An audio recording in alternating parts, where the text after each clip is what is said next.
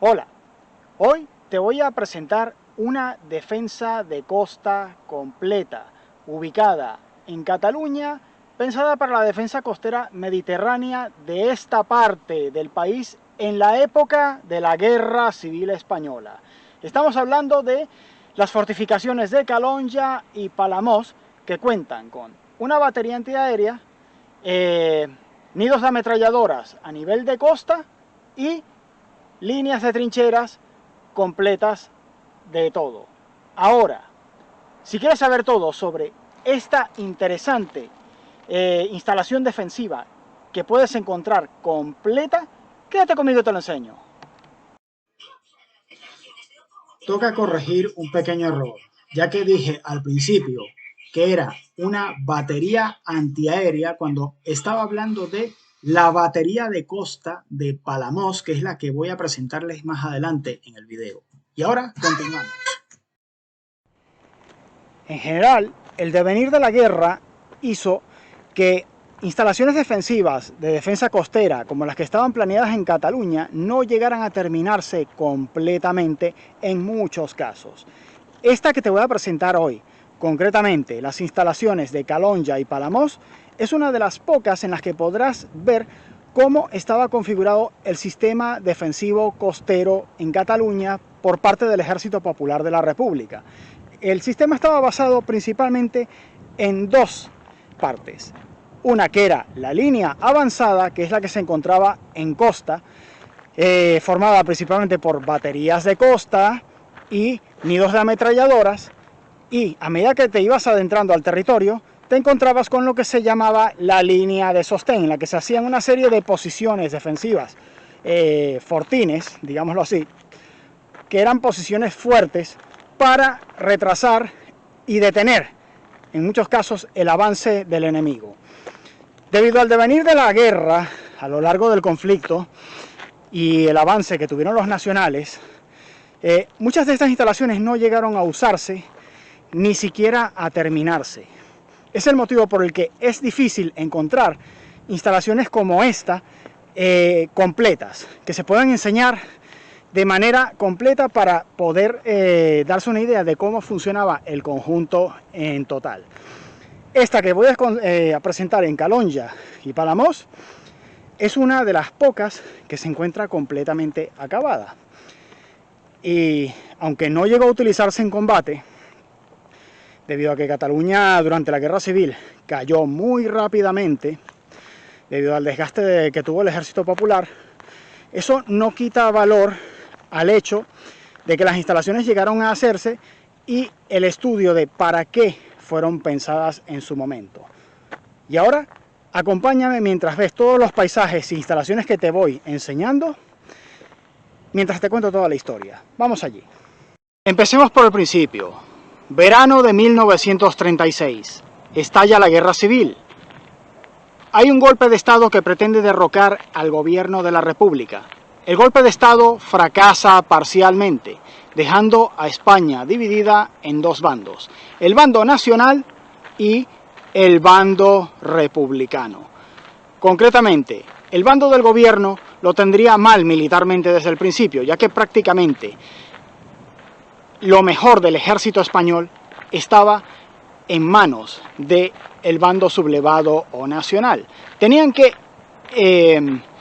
hacer un ejército prácticamente desde cero, capaz de detener a los sublevados y derrotarles militarmente. Debido a una serie de devenires, el desarrollo de la guerra fue yendo cada vez más a favor del bando sublevado, que fue el que acabó ganando la guerra. Sin embargo, en las operaciones previas a todo esto, antes de que la derrota fuera clara o definitiva, lugares como este, en Cataluña, llegaron a convertirse en posibles zonas de desembarco, debido a que una de las operaciones llevadas a cabo por la República a nivel militar fracasó, y esto fue clave para el desarrollo de los acontecimientos posteriores y la construcción de posiciones defensivas como las que van a ver ahora. Y ahora voy a proceder a enseñarles una línea de sostén para que vean el ejemplo de lo que era, aunque realmente ya es algo que he enseñado en vídeos anteriores, concretamente en Lloret de Mar, y en Tossa de Mar, que hay fortines de resistencia. Realmente era la construcción de puntos fuertes. Vamos a darles una panorámica para que vean la vista que tenía esta gente de aquí, el dominio del terreno. Desde aquí podían ver si había un desembarco por parte de los nacionales a lo largo de la línea de costa.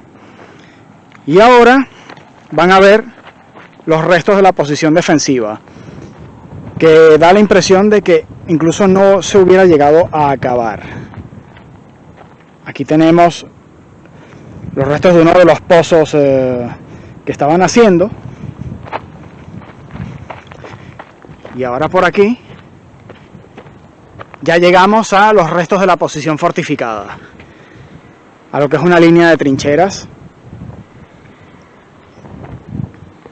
con almenas. Está almenada, como la pueden ver. La pueden comparar con la que hay en Lloret de Mar o Tossa de Mar en mis vídeos. Pero como ven, usaron material del terreno, lo unieron con cemento. Lo malo es que, bueno, ya la posición se encuentra bastante deteriorada con el tiempo. Aquí se ve como las piedras han ido cayendo sobre la trinchera, mira, aquí se puede ver. Habría que limpiar un poco, desescombrar, para que se apreciara bien la profundidad que tenía realmente, que vamos a llevarles hasta aquí. Allí se puede apreciar mejor la profundidad que esto tenía, porque como ven, vamos a colocarnos aquí para que lo vean bien. Esto continuaba hacia allí. Ahora se los muestro lo que hay. Y aquí, al igual que en las de Lloret, por ejemplo, y en Tossa, se ve, mira, que hay un nivel de profundidad que permitía a una persona caminar y cubrirse.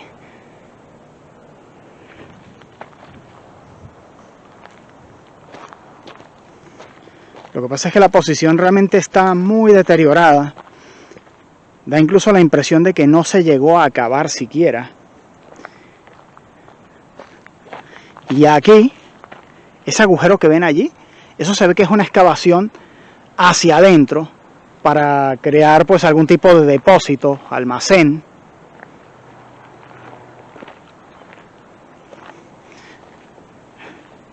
Se ve que tiene una pequeña forma curva, se adapta perfectamente al terreno de la montaña. Aquí tenemos un puesto de tirador, aquí se ve.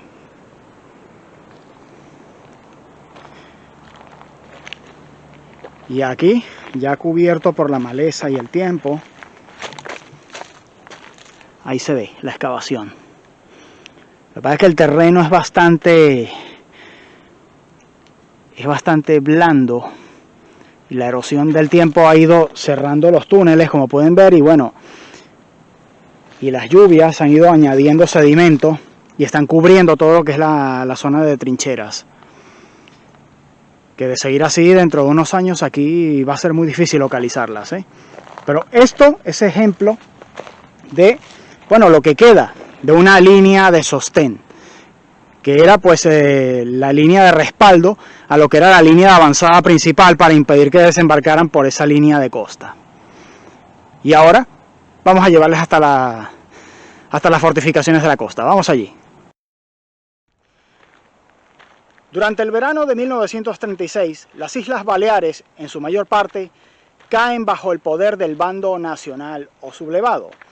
Este rápidamente había conseguido apoyo de dos potencias fascistas de la época, Alemania y sobre todo el apoyo de la Italia fascista de Mussolini. Estos apoyos serían claves desde el principio para ir decantando la balanza militar a favor del bando franquista. Concretamente en las Baleares, la mayor parte de las islas, concretamente Mallorca e Ibiza, cayeron en poder del bando sublevado, quedando solamente Menorca en poder del bando leal a la República. En un intento de recuperarlas, la República desarrolla una operación militar conocida hoy en día como el desembarco de Mallorca, ya que era la isla mayor en la que se concentraba prácticamente toda la fuerza del bando nacional que mantenía la isla bajo su control. El desembarco, por una serie de motivos, acaba fracasando. Aparte de ciertos fallos de coordinación y planificación por parte del personal militar republicano, tuvo que ver mucho también el hecho de la intervención de la Regia Marina Italiana, que acabó dando al traste con toda la operación realizada por la Marina Republicana.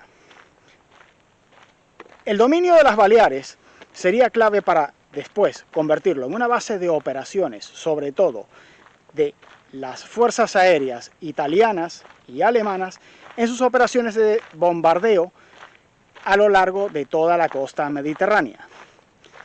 A la vez también sería base de la Regia Marina Italiana, que en aquella época era comparable en poderío a la británica dentro del Mediterráneo.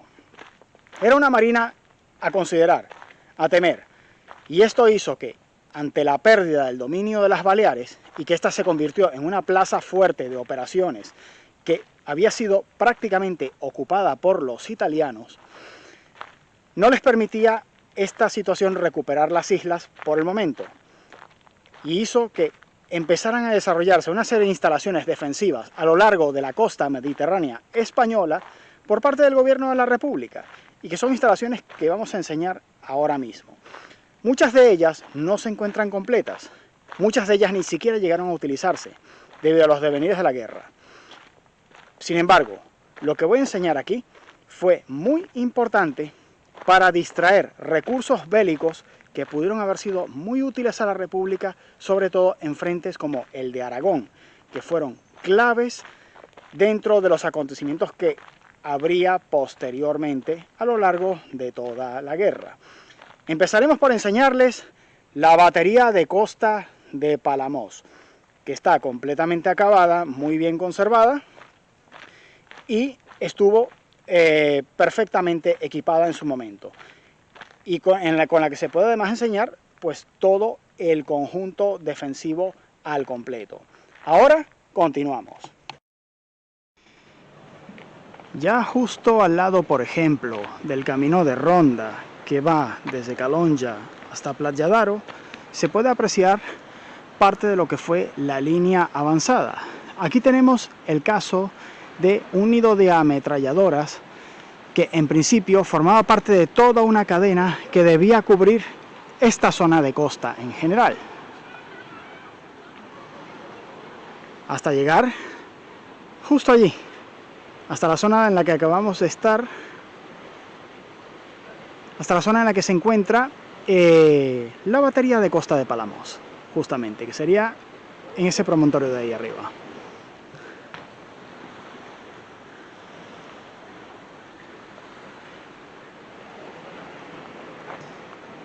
Lamentablemente el acceso se encuentra ya condenado, pero desde aquí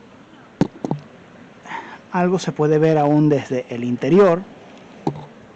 Permitía realmente una cobertura total y trabajaba en conjunto con lo que era la línea de sostén.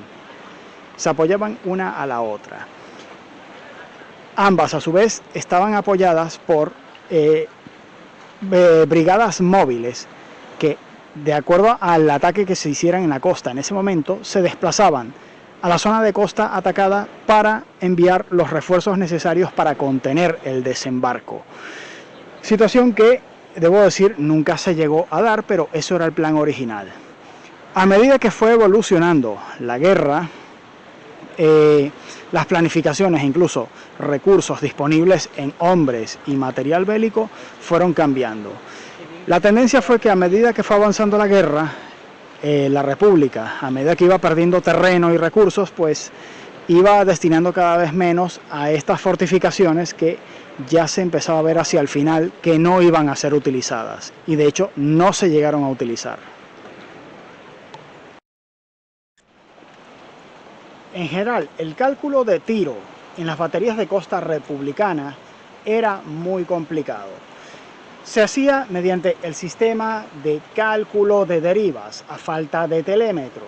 El telémetro, para explicarlo bien, es un aparato óptico de alta precisión que es lo que precisamente permitía calcular el tiempo que tardaba el proyectil en ser impulsado por la batería de costa desde el inicio hasta su llegada al destino. Nuevamente hablábamos de piezas de artillería que tenían que propulsar proyectiles a grandes distancias, de aproximadamente unos 20 kilómetros, que era el rango de acción que tenía una batería de costa de la época.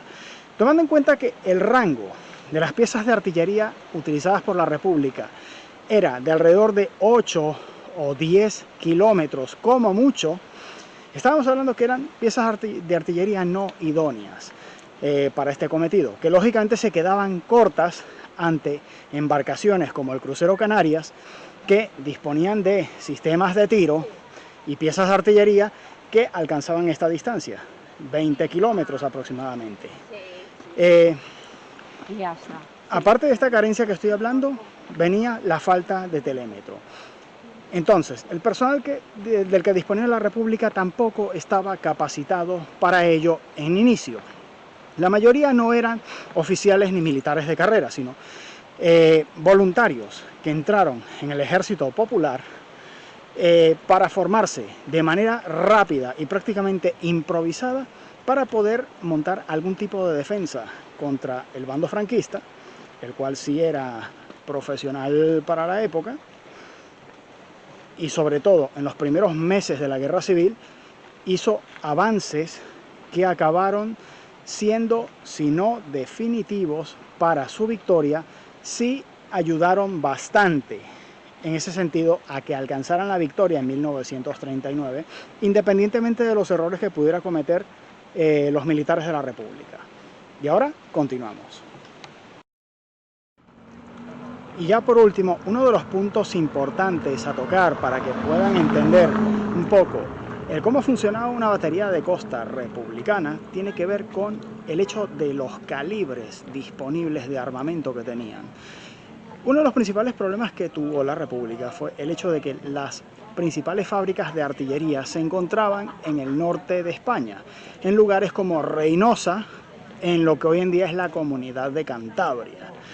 El problema es que esta zona cayó bajo el dominio del bando franquista relativamente pronto en la guerra, alrededor del año 1937, lo cual impidió a la República disponer de las piezas de artillería idóneas para las baterías que tenía planeadas en la defensa de costas, lo cual les obligó a improvisar de la manera que describí anteriormente, de disponer prácticamente pues, de cualquier pieza de artillería que tuvieran disponible, de las cuales la mayoría, de acuerdo a los registros que hay, provino del parque de artillería del Castillo de Montjuïc en Barcelona.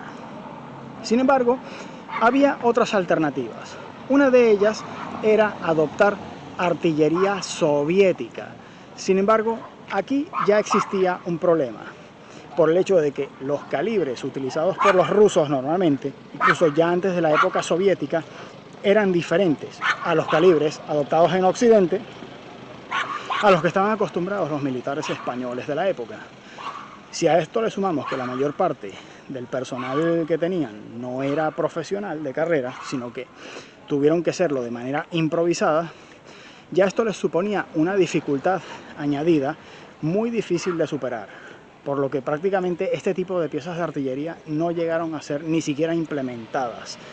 En parte por falta de tiempo y en parte por falta de, digamos, la preparación militar adecuada para darse cuenta de este hecho.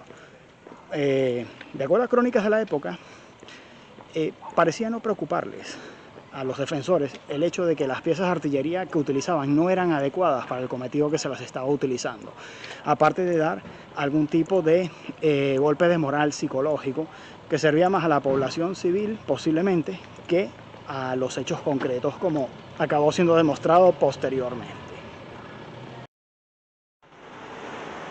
Y ahora vamos hacia la zona de la batería de costa, que ya no forma parte ni de la línea de sostén ni de la línea avanzada, sino que la complementa como parte de la defensa de costas establecida en Cataluña por la República en su momento. Acompáñame a medida que vamos haciendo la subida y admiras los paisajes. En general, se construyeron y planificaron diversas baterías de costa a lo largo de toda la costa mediterránea catalana, que es el objeto del vídeo que estamos tratando ahora. Sin embargo, en cuanto a su dotación o idoneidad, esto ya fue algo muy variable. A nivel general, se puede decir que las instalaciones fueron adecuadas a nivel físico, ¿no? El material empleado, hormigón o bien ladrillos, en ese sentido todo fue muy bien. Sin embargo, el equipamiento de artillería ya vendría a ser otro tema. En general se las dotó con las piezas de artillería que se tenían disponibles para el momento. Sin embargo, con la caída de la fábrica de armas de Reynosa y de las principales industrias bélicas del norte de España, en manos de los franquistas, eso reduciría a la República a equipar las defensas de costa prácticamente con lo que se tuviera a mano en ese momento. Y gran parte de ese material acabó siendo surtido por la industria de guerra catalana, que de alguna manera intentó paliar estas deficiencias.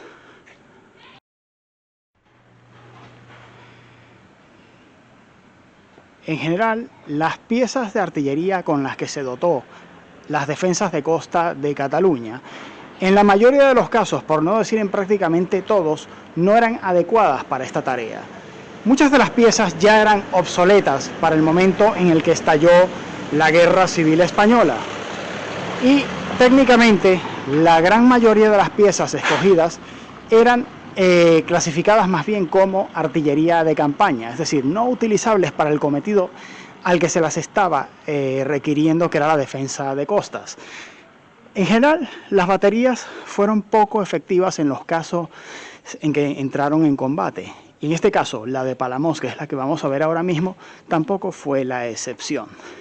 En general, las piezas de artillería se quedaban cortas para dar alcance artillero a los ataques que se producían principalmente de un barco de la Marina de Guerra sublevada que participaría bastante y sería emblema, digamos, de la Marina franquista. El famoso crucero Canarias, que llegó a atacar la ciudad de Palamós en al menos una ocasión en la que la batería no llegó siquiera a responder debido al corto alcance de las piezas de artillería con las que estaba dotada. Sencillamente era inútil que intentase responder el fuego, y en la mayoría de los casos que esto se hacía, a nivel general, se hacía más para dar un empuje psicológico, bien fuera a las tropas y sobre todo a la población civil, una sensación falsa de seguridad y protección, que no correspondía con la realidad. Ya estamos llegando al emplazamiento donde se encuentra la batería, que en general fue una instalación completamente terminada, en la que tenemos el puesto de observación, tenemos la instalación de las barbetas, y en este caso llegaron a construirse refugios y polvorín separados aparte dentro de esta montaña que vamos a ver ahora. Estamos empezando desde la parte más baja,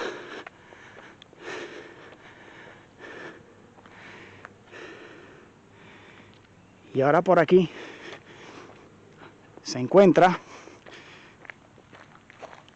la entrada más baja de los refugios y el polvorín en general.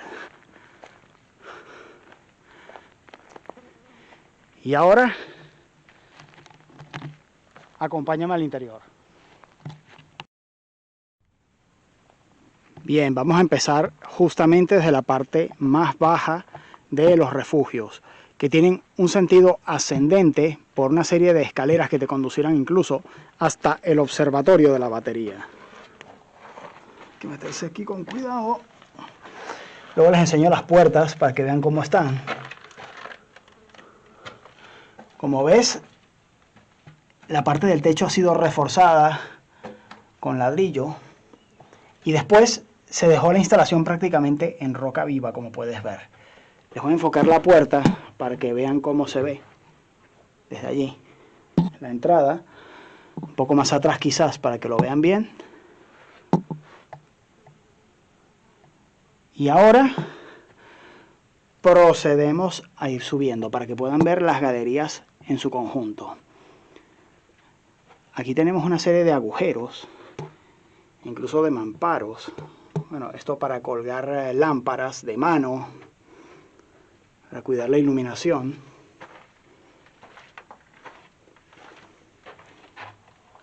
Y vamos a llegar a un punto por aquí en el que se puede apreciar un refugio. O sea, en sí toda la instalación es un refugio cavado en la roca viva, en la montaña. Y aquí tenemos un depósito. Aquí tenemos un depósito con ladrillo de mampostería reforzado. Estas raíces así indican que está creciendo esto para abajo. Esto amenaza ruina, ¿eh? Como no refuercen el techo, a largo plazo esto se puede caer. Vamos a colocarnos desde el fondo para que vean bien la instalación.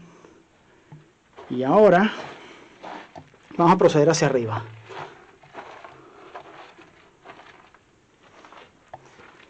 Aquí está la zona de escaleras.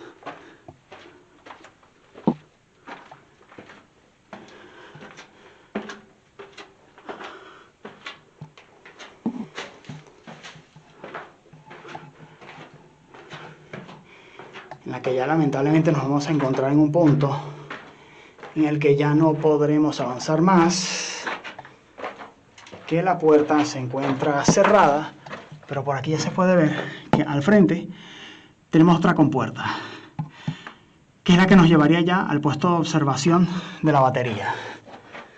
Y ahora bajamos por aquí.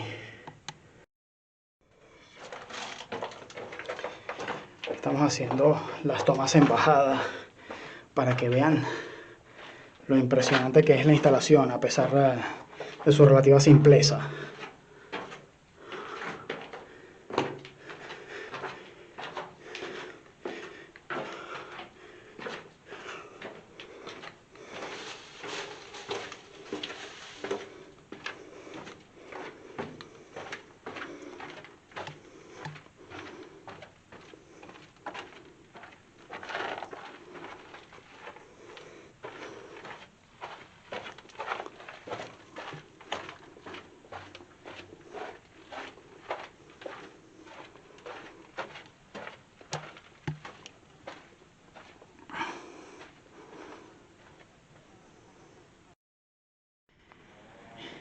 Esa sería la puerta por la que originalmente saldríamos, por ahora por donde nos acabamos de meter, y como ven, comunicaba al frente con otra, que son una serie de galerías que comunican hacia la instalación de la batería, el puesto de observación y las barbetas. Sin embargo, vamos a dar un pequeño rodeo para que vean la batería al completo. Esta, a diferencia de otra de las que tengo en mis vídeos, que es la batería 23, que se encuentra en la zona de la escala, en Cala Salpach concretamente, esta se encuentra terminada. Sin embargo, tienen esta otra que les invito a ver y que les dejaré el enlace al final de este video para que puedan hacer sus comparaciones de cómo era la estructura y las barbetas en general. Lamentablemente se encuentra cerrada. Forma parte de un plan de protección del ayuntamiento, en el que, bueno, se han limitado a ponerle candados, pero no hay acceso al público, al menos de momento.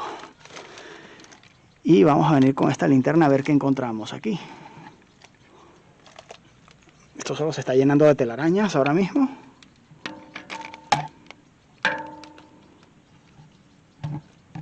Como ven, bueno, no se puede apreciar gran cosa, pero ya se ve que hay una profundidad por allí, que las galerías continúan. Y que en general los túneles están interconectados en forma de T aproximadamente. La batería cuenta con polvorín, bueno, galerías de trincheras, cobertura, para poder pasar desapercibido, como pueden ver aquí. Esto era más profundo de lo que se ve ahora mismo, para que lo aprecien bien. Este es el corredor de trincheras que había aquí.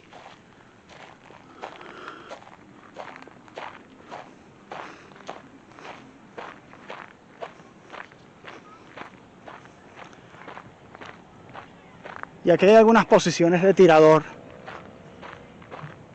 abiertas, que ahora se encuentran, bueno, parcialmente cubiertas de maleza, pero aquí se ve una. Esto continuaba. Sencillamente, bueno, el paso del tiempo lo ha cubierto, pero aquí se ve que continuaba en forma de herradura para proteger la batería.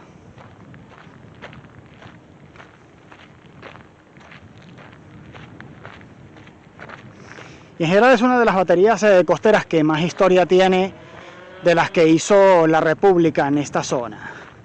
Y que incluso llegó a entrar en combate, aunque como dije, con el incidente que hubo del crucero Canarias, no llegó a responder el fuego debido a la conciencia que tenía el personal que la operaba de la inutilidad de intentar responder el fuego artillero, tomando en cuenta que las piezas de artillería que disponían no tenían el alcance suficiente para poder hacer frente al crucero Canarias.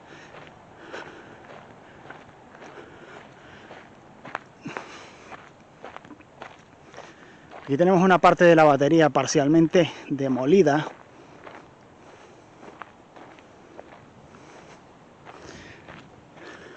Pero aquí se ve otra línea de trincheras.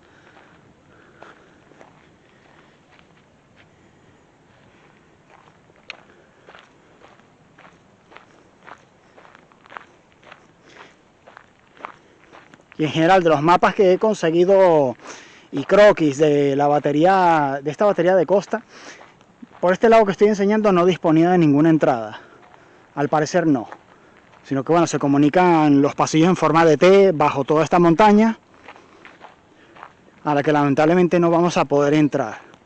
Ya que como ven se encuentra completamente cerrado, pero les puedo enseñar la batería al menos por fuera.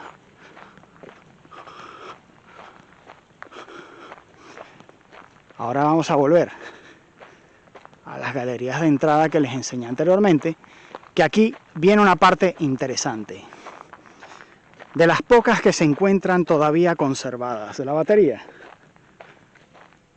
Como ven, aquí se ve el ladrillo que cubre parte de la instalación. Esta es la entrada que da hacia el observatorio. Y esta es la salida por la que nosotros tendríamos que haber salido antes en las galerías que visitamos antes. Y aquí se puede ver unas inscripciones apenas legibles, pero hechas sobre el cemento. Y aquí, a pesar del daño que se le hizo a la batería en este aspecto, aquí se puede apreciar la inscripción original, en las que se lee que la batería de costa empezó con el numeral número 2, como la segunda batería de artillería de costa del Ejército Popular de la República. Y más arriba se aprecia el año de construcción y de inauguración, 1937. Es decir, que fue construida relativamente rápido. A pesar de los estragos que se hicieron aquí, esto ya se ve que fue vandalizado, no me queda claro por quién. La batería empezó con este numeral original, la segunda batería. Sin embargo, a medida que se iban haciendo las defensas de costa, los numerales iban cambiando. Esta batería cambió de numerales al menos en una ocasión hasta que llegó el final de la Guerra Civil. La batería, como dije anteriormente, estuvo artillada, con piezas de artillería que, bueno, no correspondían al uso que se le iban a dar, pero llegó a estar armada al completo. Y originalmente la batería, cuando fue abandonada, las piezas de artillería estaban aquí puestas para el momento en que llegaron las tropas franquistas.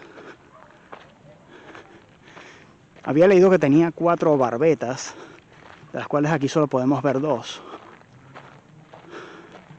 Tenemos la barbeta izquierda. Tenemos la barbeta izquierda con lo que son las posiciones de recambio inmediato. Una, tenemos dos.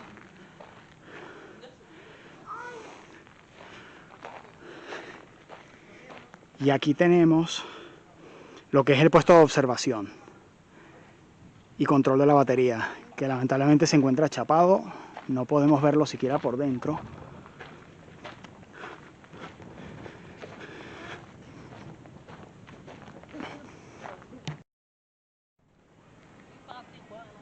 Y aquí tenemos la barbeta derecha, en la que se puede apreciar las señalizaciones de tiro aquí. Esta está mejor conservada. Aquí tenemos 90, 45, las marcas de artillería, concretamente. Y allí el centro de la barbeta. Bueno, con la reposición de repuesto inmediato y todo lo demás. Estaban colocadas en la barbeta, no estaban acasamatadas y se colocaba una lona por encima para disimularlas.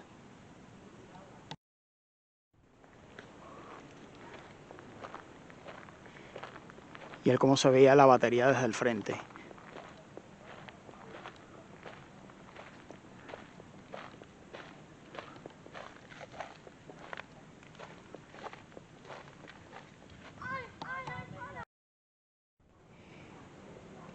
Y bien, esto ha sido todo sobre las defensas de costa de Cataluña en la zona de Palamós y Calonge. Si te ha gustado este vídeo, por favor, dame un like, suscríbete al canal, compártelo y apóyalo en redes sociales. Muchas gracias.